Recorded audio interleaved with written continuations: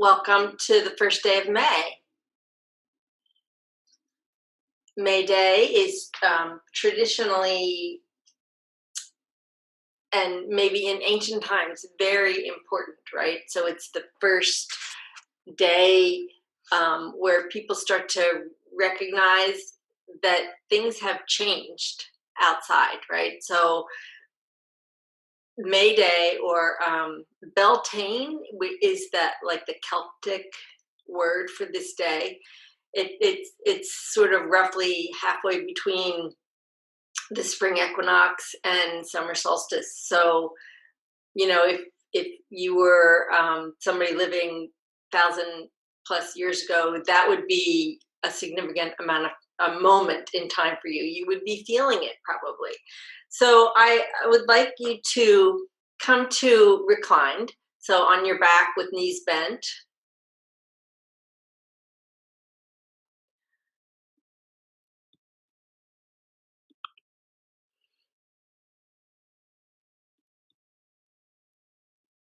And those are the general instructions, right? On your back with knees bent. So make that very specifically comfortable for you right now. So that might mean something very different from what I'm offering, but make it your own. And then check in with your body. So noticing if your neck feels like it's working. Sometimes there's a sense of reaching up and out in order to pay attention to what's happening, to pay attention to what I'm saying. And so can you allow the chin and the jaw and the muscles of the face to sort of relax, maybe drop in toward the surface behind you? Maybe the chin even drops in towards the chest. Just allowing a sense of ease here, and trusting that you'll be able to hear me.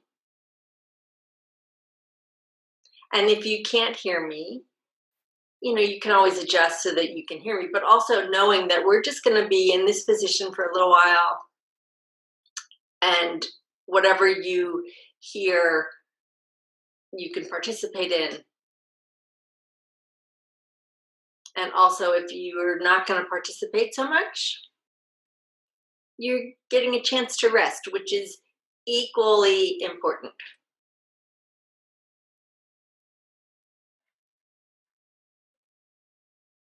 And so if today is May 1st, if today is Beltane and you are feeling into the moment, feeling into this moment in time, feeling into what the earth and all the planets, our whole atmosphere, like the positioning of planets and where the sun is and the tilt of the rotation of the earth, all of that, like you might be able to feel some little bit of shift or change or atmospheric pressure. I mean, it depends on how sensitive you are, but also you may be feeling nothing that I'm talking about. That's true too. I mean, we're not used to doing that in 21st century. We're tuned into a physical calendar that we have on the wall or on our phones. I mean, we're tuned in different ways. So asking you to tune into what the seasons are feeling like right now could be completely foreign and might be hard to feel into right in this moment. However, you may have felt this already, like back when we changed the clocks. Or maybe on the first day of spring, you recognized that it was lighter outside for longer.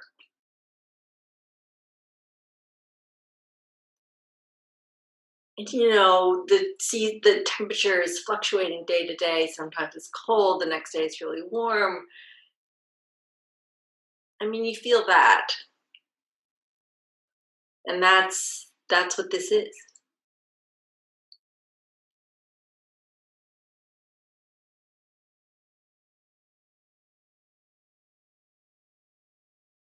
And so if we stick with the theme of Beltane and feeling into the atmosphere around you, there's also this sense of intuition,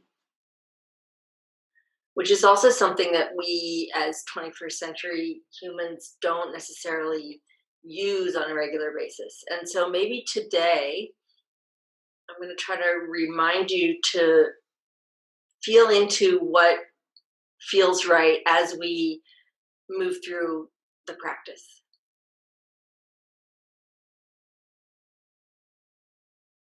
So if intuition, if we look at the definition of intuition, maybe it's just a sense of consider this. Here's the instructions, but consider another way. Consider what would feel better or different or more appropriate for you. And so every single pose becomes a contemplation. So I'm just offering suggestions. I'm offering suggestions of shape. And then you get to decide, because you're the expert, you get to decide what feels good about what we're going to do or what the practice will be for you. So let your elbows bend and just feel into your fingers, the palms of your hands. Roll your wrists around. So your elbows are bent, and then you end up in what some people call robot arms. So feeling into your hands and whether they're cold or warm. Maybe you have used your hands a lot today already, and maybe you don't need to move them at all. Maybe keeping them still feels better.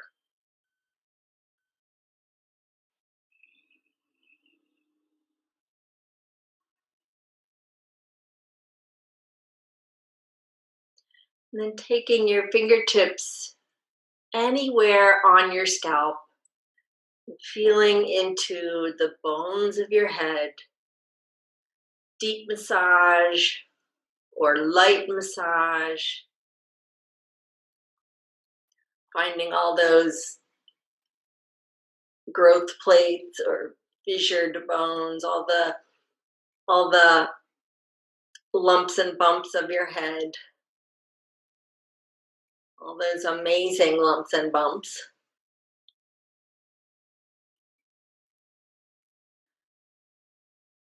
And finding the muscles of your face, forehead and brows, the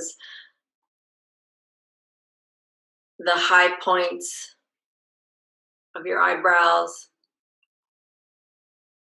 massaging, releasing any tension around the cranial nerves that pass through your face, the nerves that help you engage with the world around you. And this might be extra important right now since we're so closed in, right?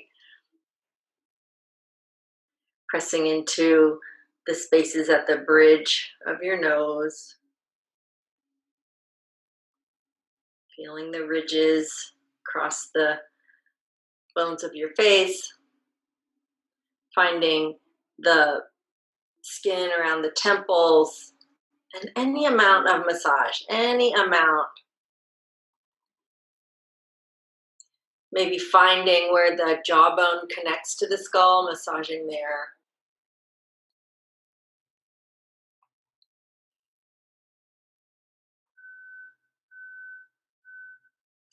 Finding the neck, pressing any amount into the muscles across the back of your neck and upper shoulders.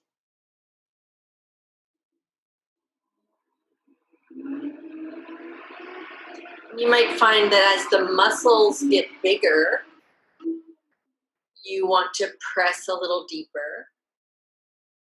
And as you explore muscles that are larger, you might be finding more tension, or the tension might be more pronounced, not necessarily more tension, just more pronounced or more obvious tension. And then let your hands rest. Pause for a moment.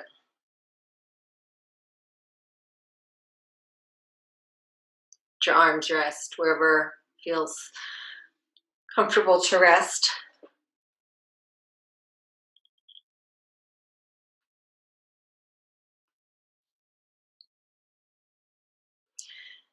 Lift your shoulders toward your ears, pull the shoulders back toward the floor, squeezing the shoulder blades together, and then let your arms rest back in what feels like their neutral place.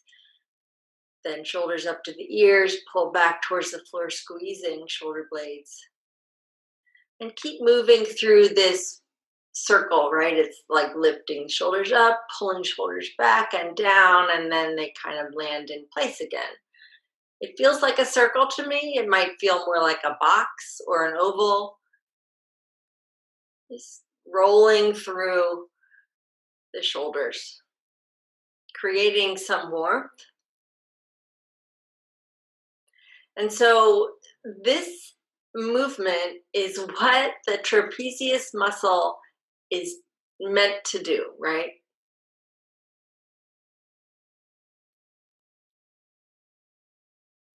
So this is a reminder to that muscle, like this is what you do, as opposed to holding us in a rounded shape so that we can work on the computer, gaze into our phones, all the things that we do all the time. But this is the thing that the trapezius is really good at. Rolling the shoulders up and back and down.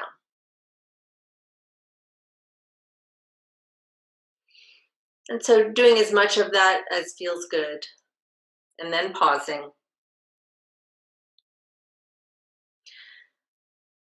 And then bring your hands back to that robot arm shape. So you're just bending your elbows and your fingertips are pointed towards the ceiling. And then take your hands a little bit wider so that when you're looking straight ahead with your eyeballs, you can only see your fingertips. So now you're using your peripheral vision. And just gazing forward, maybe what you're gazing at is pretty far away, like the corner of the ceiling.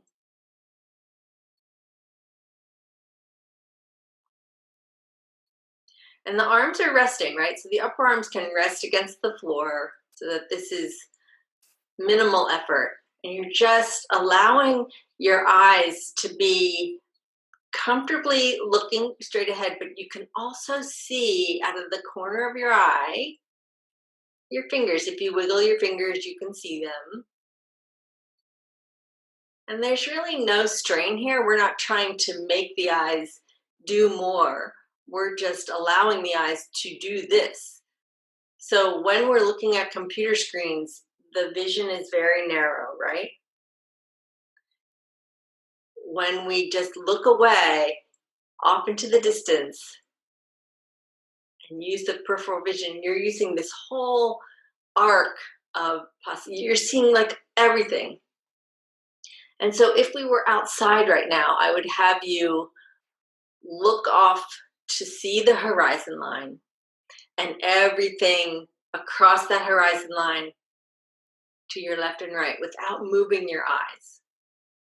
So the next time you're out taking a walk, or the next time you're looking out a window, see if you can look as far off as you can, depending on what's in front of you. Let your eyes look as far away as you can, and then also see what's around you, left and right.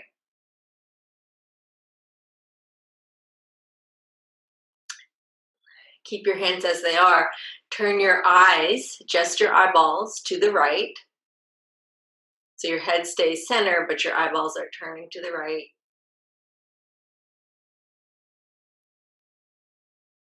And so now you can probably see your fingertips maybe a little better.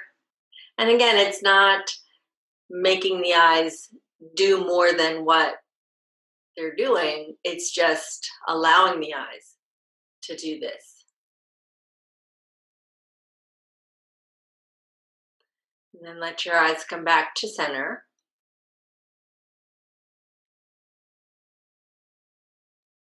And then turn your eyes, just your eyes, to the left.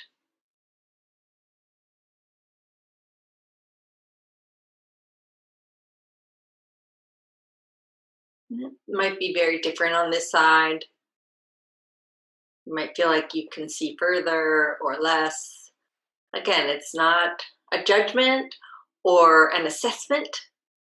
It's just letting the eyes focus in a broad way.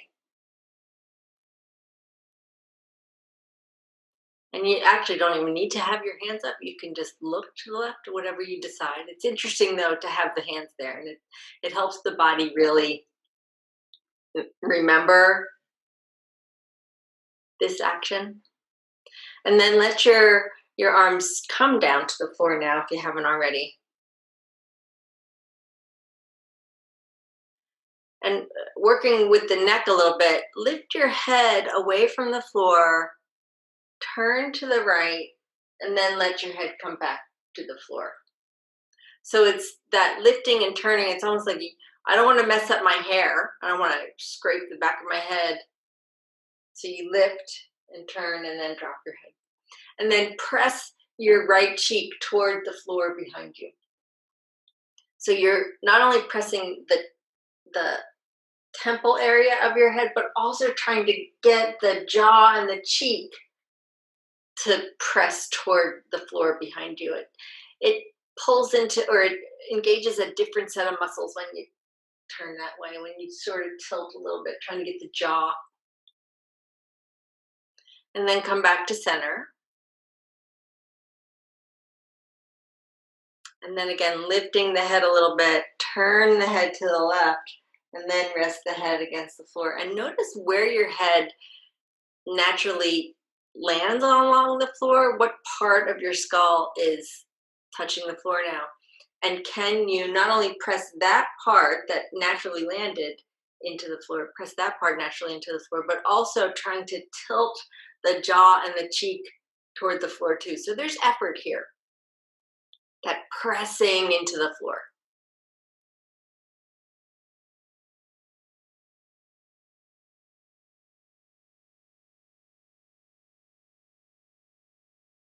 Come back to center. And then lift and again turn to the right. So lift, turn to the right, find all the placement, and then do the effort part. Pressing, trying to get the jaw, the cheek, and the upper part of your head into the floor.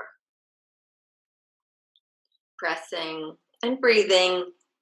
Notice if there's other parts of the body that are being recruited to help this happen. Not wrong to recruit other muscles, but do you need them? Just feeling into the idea of minimal effort. Come back to center. Set up for the other side by lifting and turning to the left.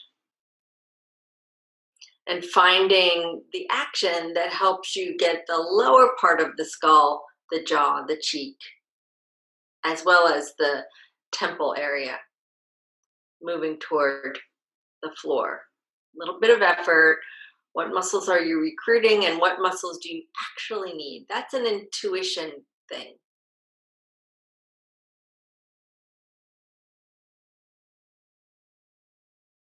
Because pressing the feet and the hands into the floor might be really helping you. Might help you get there, and then once you're there, do you need it? and then come back to center. Take a couple more shoulder rolls.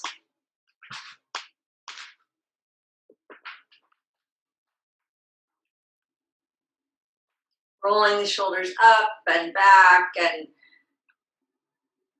warming the body that way. Bringing fresh, hot body temperature blood back into that big muscle.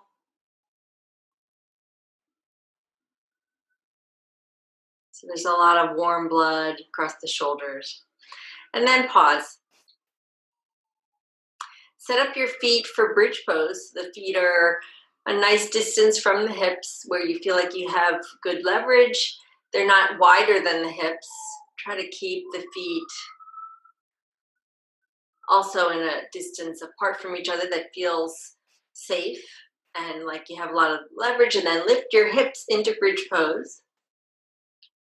And it doesn't have to be the biggest bridge pose you've ever done. Notice what muscles you're recruiting to help you do this. So there's pressing into the feet. There might be a sense of pressing into the arms. And so intentionally, can you make this pose about the breastbone? So you're pressing the feet and you're lifting the hips, but can you also lift the chest into this shape? So can the chest try to catch up with the hips? Shoulder blades are maybe squeezing together and the collarbones might be feeling broad.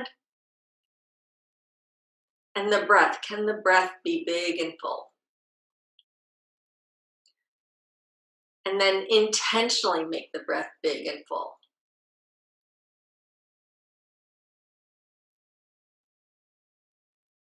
Come all the way down, take your time.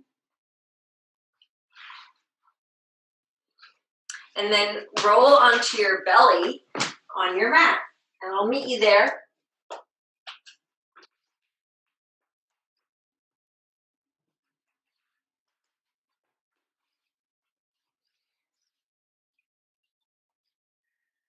So coming onto your belly,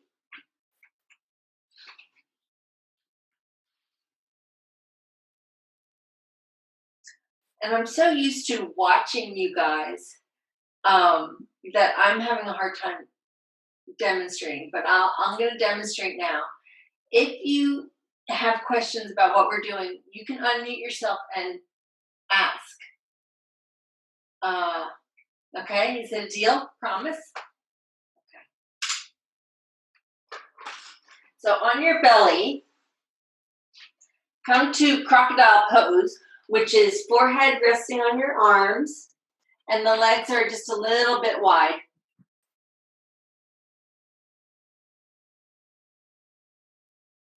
And pause here and breathe.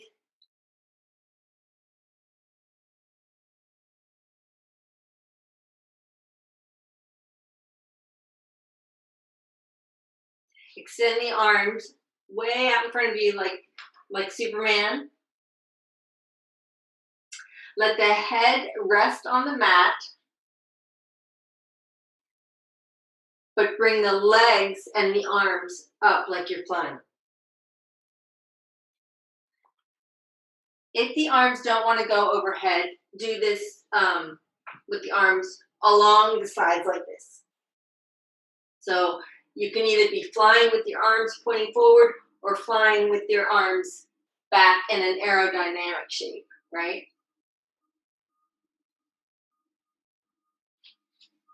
Come out of that shape, but you're still on your belly. Now extend your arms out in front of you. Bring the forearms closer to you, so now you're in Sphinx shape. So the Sphinx pose, the elbow is below the shoulder girdle, and you're not sagging into the arms, rather you're pressing the floor away. So feel how this feels on the low back, because it could start to get pinchy on the low back. If it's pinchy, let the arms move away a little bit so that that arch in the low back is not quite as extreme. So I'm going to go somewhere in between, I believe. So again, feel into this, and you know what your body prefers. And so do what your body prefers. I'm setting this up. You're going to choose what feels the best. So from here, bend the knees, find some windshield wiper action. Slow it down. So when we slow down, we are maybe allowing more access to that sense of intuition. So when we're moving fast, we're missing the little bits of information because we're sliding over them really quickly. It's like when you're on the highway, you're not driving really fast, you're not going to see the little tiny things along the roadside. But if you drive slower, you're going to see like, oh, there's a little flower blooming in that meadow over there. You totally wouldn't see that if you're driving fast. So as you do this windshield wiper, are you starting to sag into your shoulders? And can you lift up out of them? Let the feet come down now.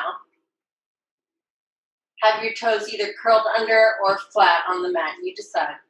And then extend your arms out in front of you. So now you're no longer using the support of the forearms, but you're pressing into that Sphinx shape by using your hands. So again, you find the place where this is going to work. And you can even do this with the arms out to the side. That might work for you.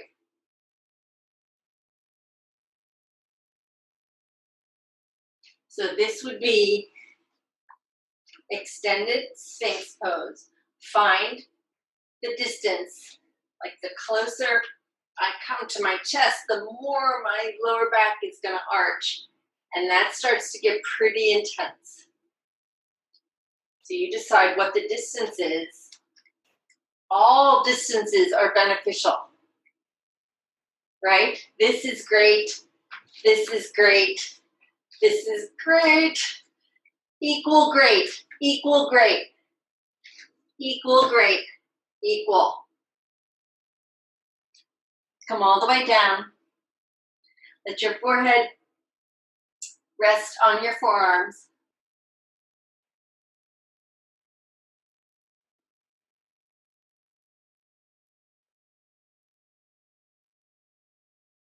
So you might want to lift your head just for a moment while you do this, but you can also leave your forehead on your hands, and then bend the right knee and drag the right knee up along the floor so your right knee is aiming for your right elbow.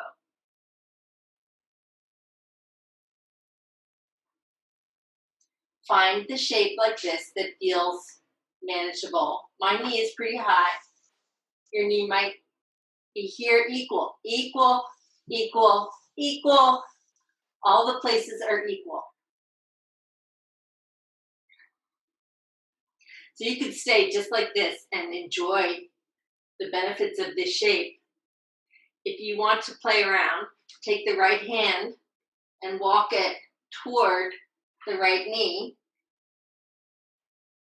And you'll see that that helps you to lift away from the floor.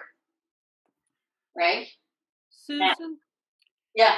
Is the pelvis trying to stay flat on the floor while we do this? Pelvis cannot stay flat. Okay, okay. All right. Thank you. Yeah. It might stay flat. If you were a newborn baby, it might be flat. But none of us are newborn babies. Okay, so from this shape, with the knee bent, I'm going to put my left arm in that Sphinx pose shape. Can you see that? And then my right hand, I'm walking it toward my right knee. And now I can use both hands to sort of push myself gently into a twist, feeling into how this is working in my body. Intuitively, is this okay? Physically, it feels interesting to me. Equal is here. equal to this. So, and everything in between, right?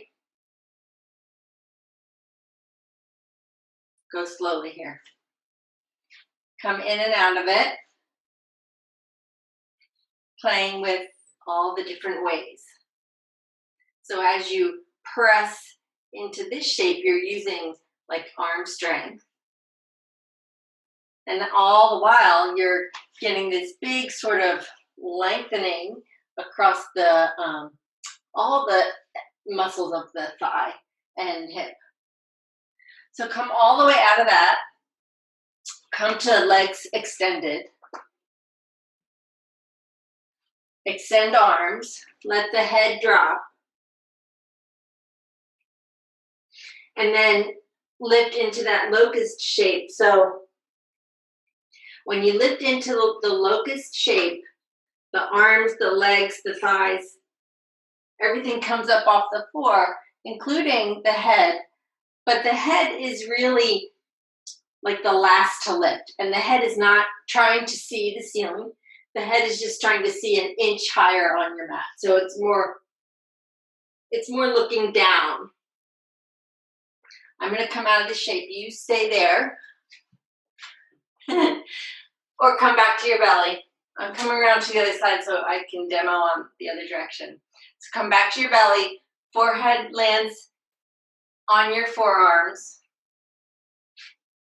Take your left knee, bend the knee and drag it up towards your left elbow.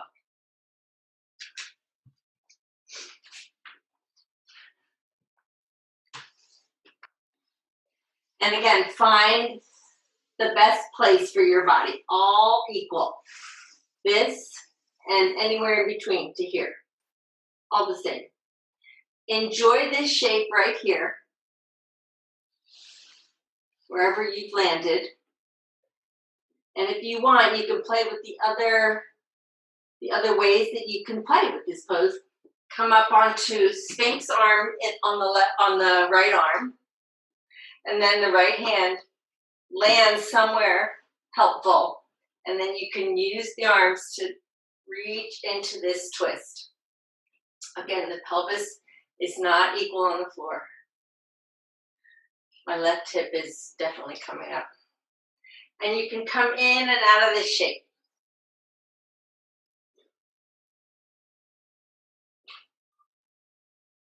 And if this is feeling like you want to explore more, play with it. There's more things you could do. You could take that right arm and give it a challenge and press, by pressing the right arm, bringing the right arm way up here and pressing like this.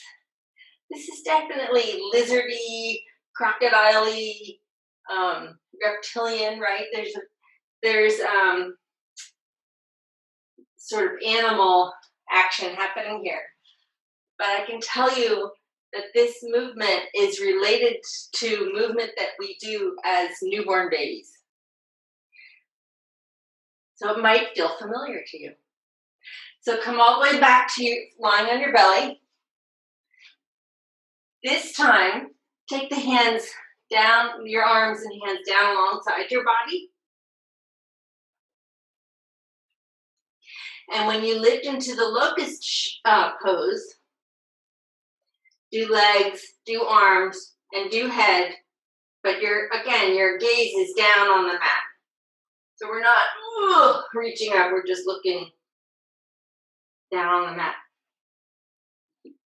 Locust.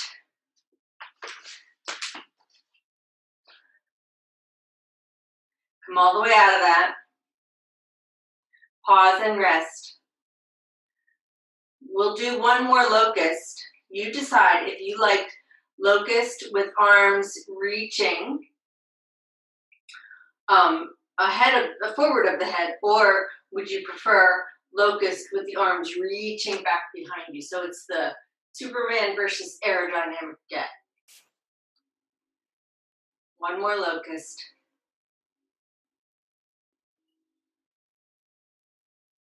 Your favorite way. Locust pose is one of those poses that if you did this every day, you would get extra credit for life, which might translate into extra years. Locust pose. So coming in and out of that, or come completely out of that, and then make your way to all fours on hands and knees.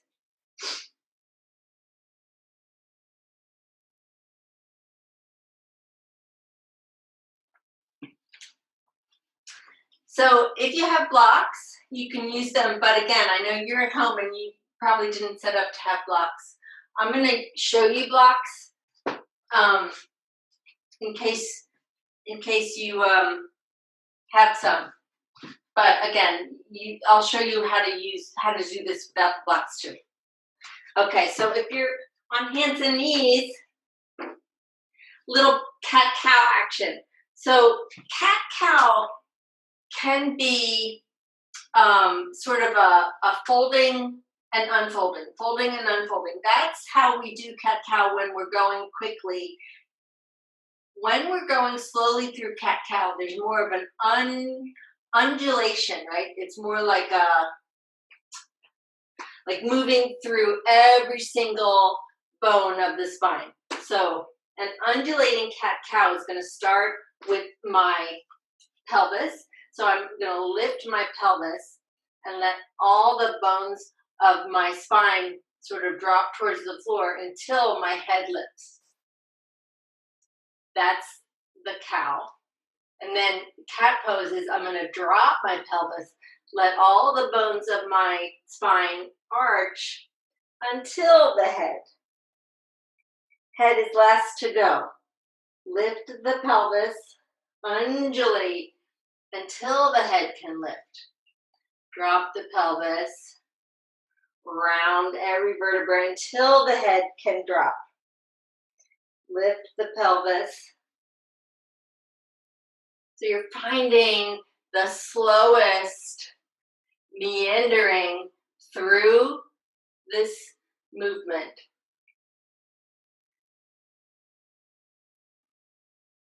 I should be able to quote to you how many bones there are in the vertebra, but I'm like blanking. But that's a lot of joints to move through. So don't go fast.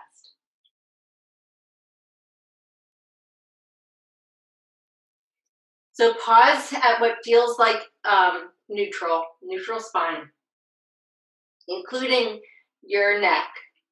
And I know you're all trying to look at the monitor, so can you look at the monitor without straining too much in your neck? That's all.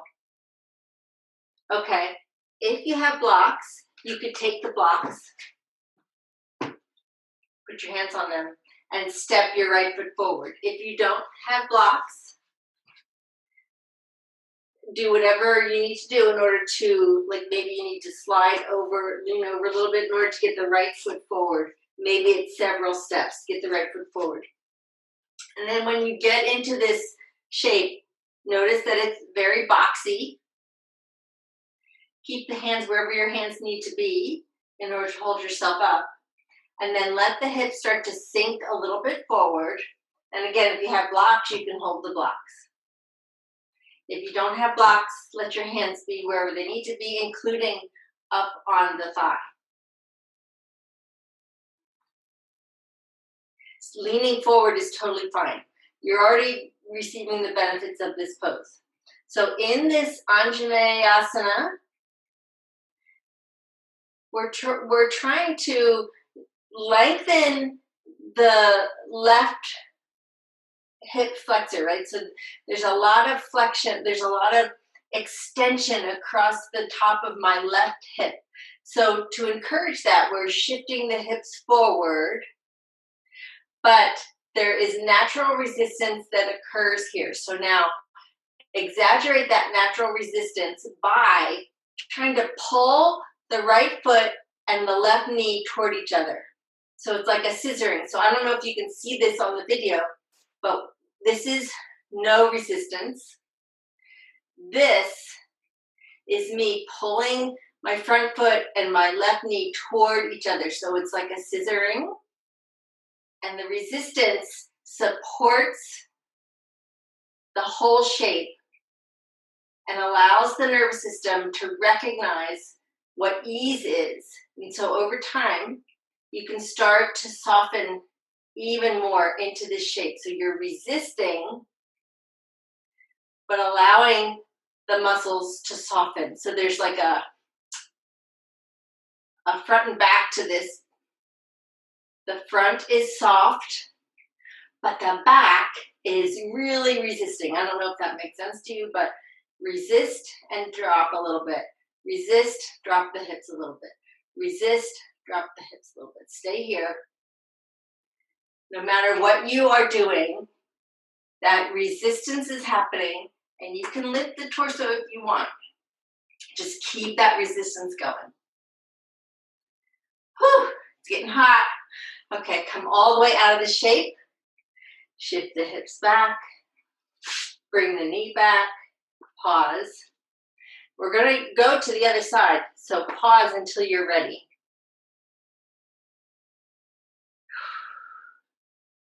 When you're ready, bring the left foot forward. Come into that box shape, so very boxy. And then let the hips slide forward. When you start to notice that there is resistance, exaggerate that resistance, right? So pull the left foot towards the right knee. Resist, resist, resist. You can be upright or not. So you're squeezing the legs toward each other, even as you're letting the hips sink. So it's like the left leg and the right knee are working together to allow this right hip to drop even more towards the floor. Squeeze and allow the hips to drop. Squeeze and allow the hips to drop. Squeeze and breathe.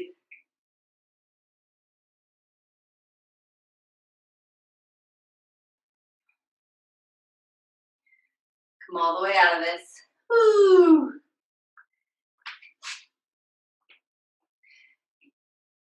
Pause for a moment. Notice your breath come back. Notice how the breath sped up so much. And then as you come back to tabletop, it starts to slow. When the breath is at a pace that feels comfortable, intuitively you know when you're ready to start again. It doesn't matter what the rest of us are doing. The next thing would be to move into cat-cow again. So find that undulating, very slow, leisurely country lane of cat-cow.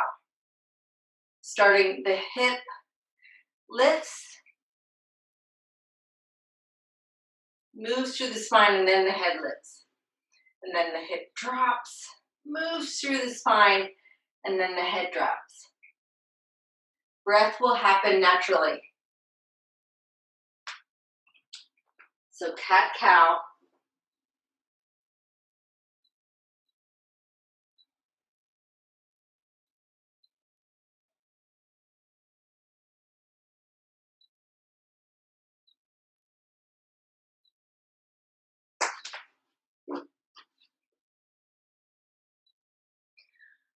Pause. Bring the right foot forward. Lean into the hips so that that back leg gets longer. Come up onto the thigh if you want to with your hands. Maybe lifting the breastbone. What can you do to make the breastbone have lots of space? Breastbone floating towards the ceiling. Come all the way down. Right knee goes back. Pause. Left foot comes forward. Let the hips sink. Arms come to the knee if that's happening today, if you want. And then breastbone moving up and out toward the ceiling, right? So there's a lot happening in the hips, but the chest gets to broaden and explode, and not explode, expand, right? The breath gets big, and then come all the way out of it. Shift the hips back, let the foot come back. So we're going to come to standing, but intuitively, I want you to know when it's time to come to standing. So when your breath is ready to come to standing.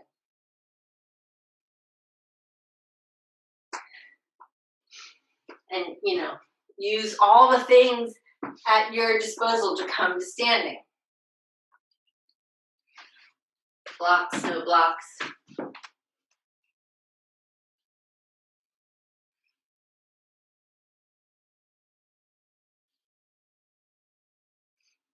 If you're with me, have feet hip distance apart. I'm going to come back here so I can't tell if you can see me. Come up onto the ball of the right foot. So up onto the ball, and then turn the right knee out. So the foot, the knee, the whole thing rotates out to the right. That means my foot, my toes are facing in different directions.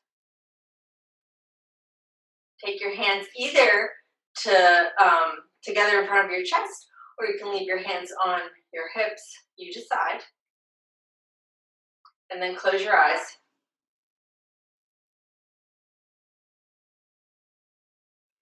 If your hands are in front of your chest, keep your eyes closed and bring your your hands to your hips. If they're on your hips, keep your eyes closed and bring them to your chest.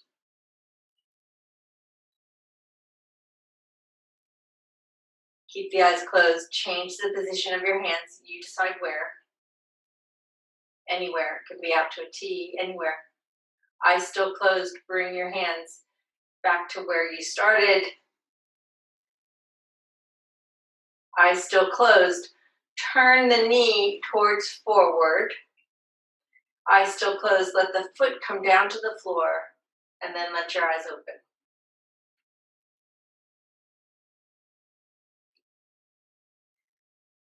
Other side. So everyone start with your hands on your hips on the other side. Come to the ball of your foot on the left foot. Turn the foot and the knee out to the left. And adjust here. So when I did that just now, I wanted my foot to be in a different place than where it rotated. So adjust. Make sure you feel like you can. This is a balance already. My eyes are open and I'm not doing anything else. I'm talking, but I'm already balancing. My brain's already trying to figure out how to do this. So make it perfect for now, for this moment. Hands at hips. Close the eyes. With eyes closed, bring the palms together in front of your chest. Eyes still closed, bring the hands to cactus. Eyes still closed, find fingertips up overhead. Eyes still closed, bring the hands back to palms in front of the chest. In this shape, eyes still closed, can you tell if your hips are level? Is the right hip pushing out to the right? Or are the hips level? Eyes still closed, hands down to the hips. Eyes still closed, undo the foot, foot flat on the floor. Here's what level hips feel like. Shift from side to side to feel what unlevel hips feel like. Maybe I should have had you do this in the beginning. Okay. Come up onto the ball of your right foot. Keep your hands on your hips. Other option would be to have arms out to the sides, like you're balancing on a tightrope and you have a pole with you. You decide which you like better. I like hands on the hips. So you're up on the balls of your right foot. Keep your eyes open. Lift your toes off the floor any amount. So you might lift the knee to hip level. But equal is bringing the toes 1/2 inch off the floor, okay? You feel that there's a lot of work either way. The balance happens either way. Keep your hips level. Hips level. You can move that right knee anywhere you want. Kind of impressed that my balance is working for me today. Not always the case. Hips level, bring the foot back to the floor. Whew, a lot happening in that left hip. Pause and rest and know when it's time for you to do the other side. I'll guide us through the other side. You decide when you're ready to do it. Come up onto the left toes. Have a gazing point. I didn't say this on the other side, but remember the gazing point so the eyes are steady, which helps the nervous system, the brain, and the foot figure out where you are in space. Helps with proprioception, right? So up onto the toes, do any amount of balancing that is working on this side. So hips are level. Knee is as high as you want it to be. Knee can move around wherever you want it to be. Keep the hips level.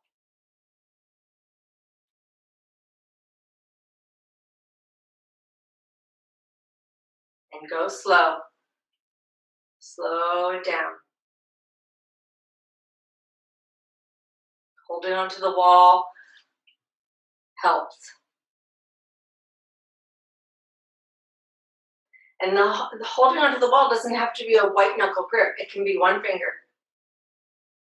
Just to aid your nervous system. Aid your nervous system in finding where you are in space. Come all the way out of that. Come all the way down to the floor.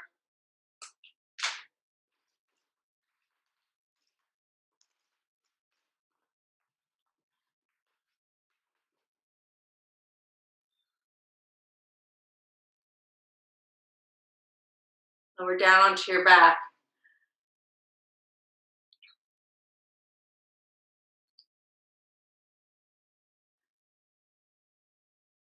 Now we're down to your back and take a bridge pose. So set up your feet so you have good leverage, support, alignment. It feels untwisty and safe to press into a bridge pose.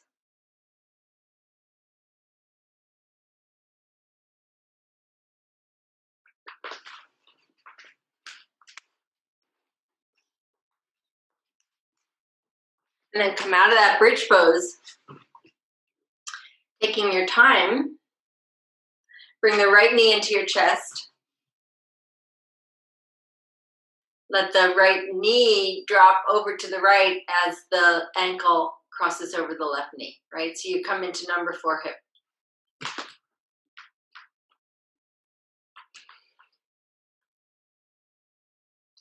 Bring the left knee into the chest, any amount.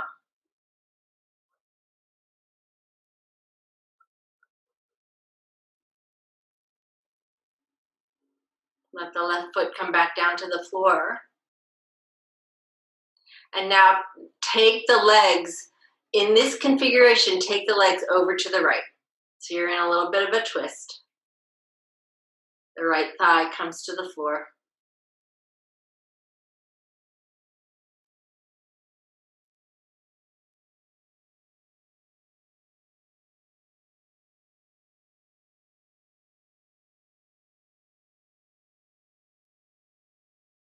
Come all the way over to center. Reach the right leg toward the ceiling. Reach it for the ceiling, and then let it come all the way down to the floor. Go slow. When you go slow, you get to really feel into what's happening. You can bend the knee to come to the floor. Let the left knee drop over to the left as you cross the ankle over the right knee. Now you're in number 4 hip. Bring the right thigh towards the chest. You can hold the thigh or not.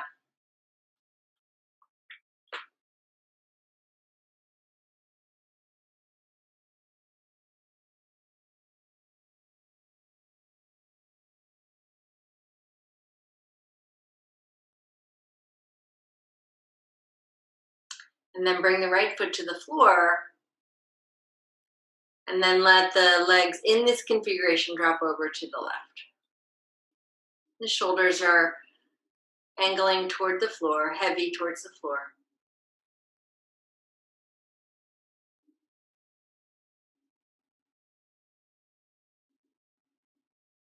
And so this is an easy shape. Let this be an easy shape. Not trying to change or fix or do anything different with the body. Just letting the body be in the shape that is working right now.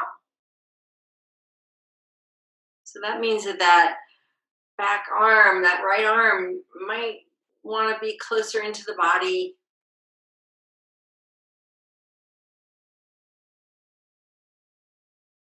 And then come all the way back up to center. Let the left leg reach for the ceiling.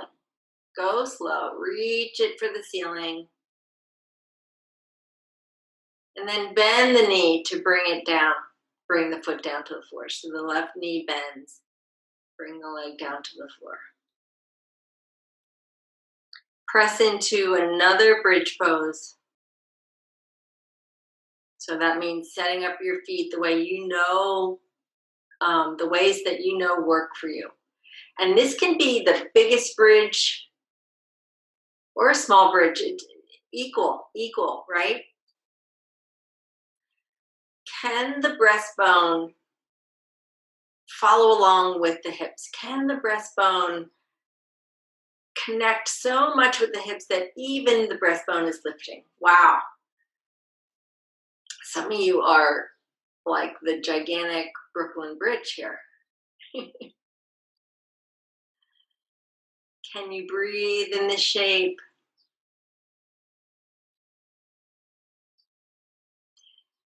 Play with the idea of coming up onto the balls of your feet.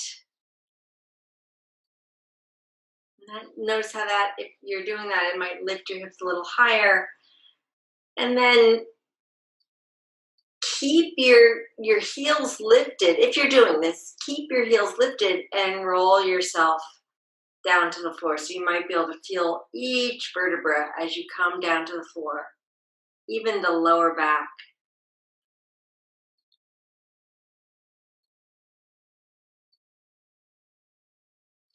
And then set yourself up for Shavasana. So drape your legs over a chair.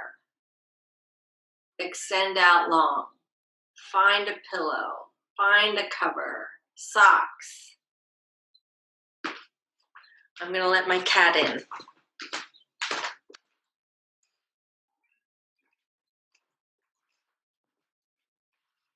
Letting Nellie join us so that Shavasana can be feline-esque.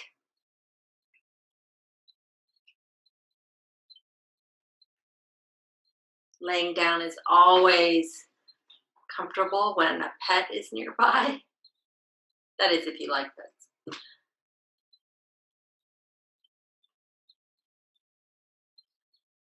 I can see that many of you have found really interesting ways to get comfortable, and I'm so glad.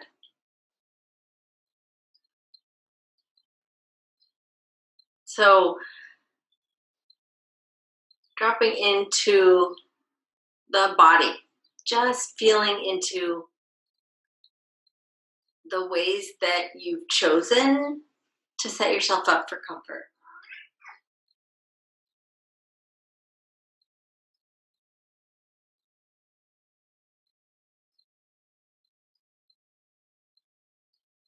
And then checking in with all of your senses. So eyes open or closed, just noticing light.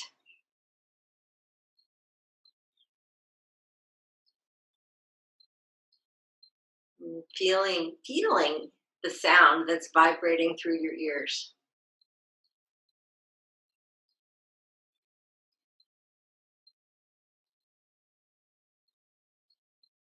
And sensing any aromas and recalling what you ate last, something that you enjoyed, and feeling temperature of the room and texture of clothing and props.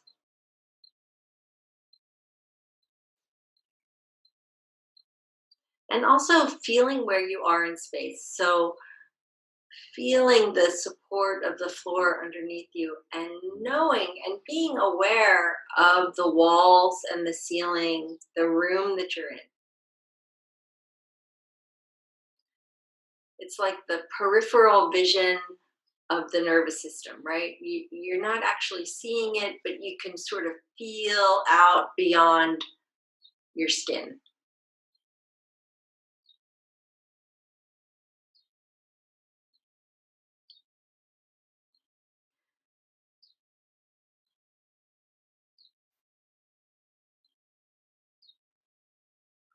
And then letting your attention move inward, inside the skin, inside the body. Feel what you feel, feeling tension, feeling ease, feeling comfort, discomfort.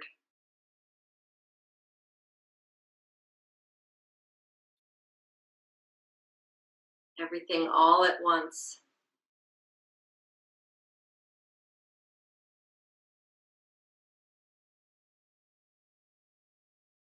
Noticing breath, movement of breath.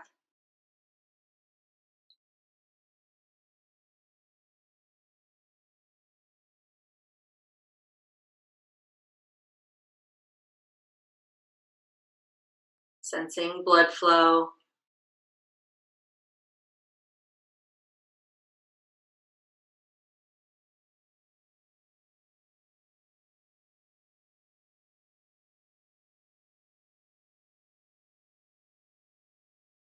Sensing the activity of digestion.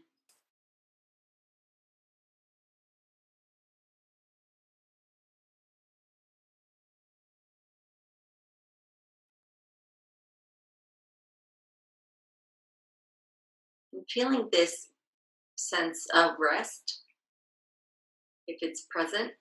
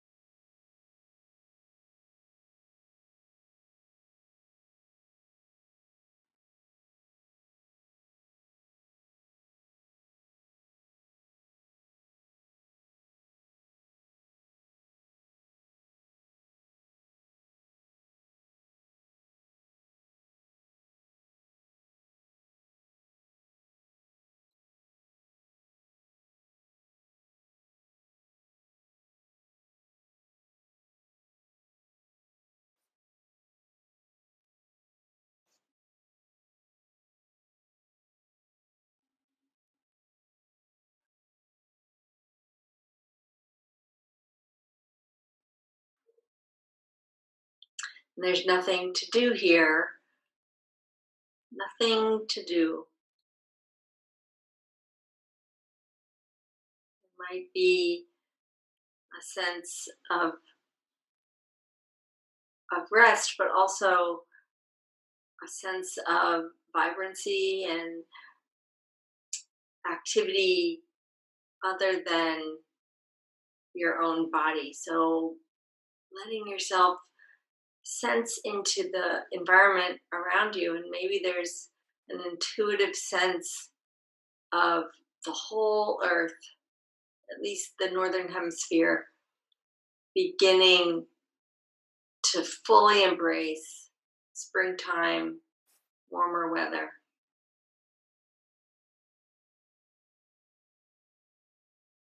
The blooming and the nesting, the preparing for warm weather where we can really have a fertile growing season and a vibrant life, right? Even though we're going to be a little less crowded together, the earth has not stopped going through its cycles. And can you feel this approach of summer?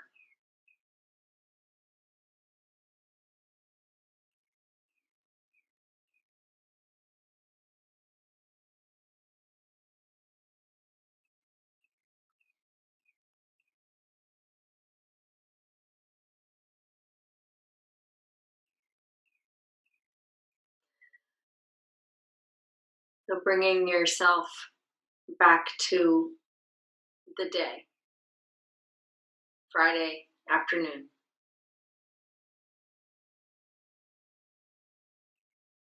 And using all of your senses,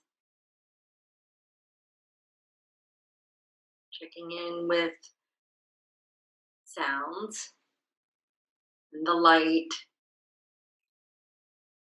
and all of your surroundings, clothing, temperature, the space, the distance between you and the walls. Reconnecting.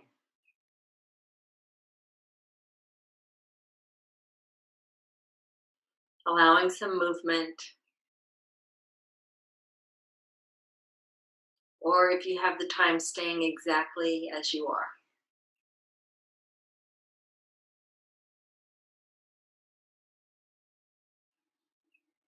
So I thank you for joining. Thank you for being part of this community today.